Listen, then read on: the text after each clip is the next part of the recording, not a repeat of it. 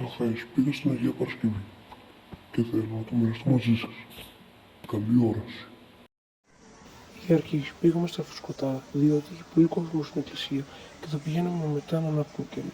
Αλλά και εδώ είχε πολύ κόσμο. Είχε πολύ καλό φαΐ, αλλά δεν επιλέξαμε ποτέ και είπαμε να προχωρήσουμε.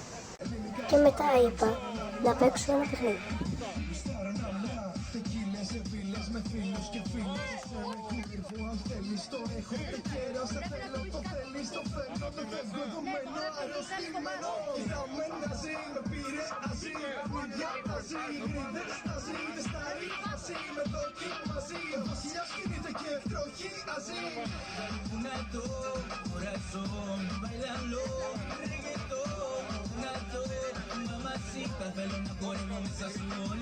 Μετά πήγαμε προς τους λαχτάριστους λουκουμάδες.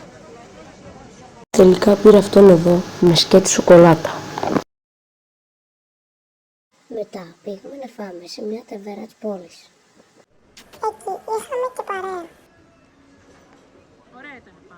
Τα πράγματα έχουν αρχίσει και παίρνουν μορφή. Επιτέλους ήρθαν και μερικά πράγματα. Ήρθαν και τα κρέατα.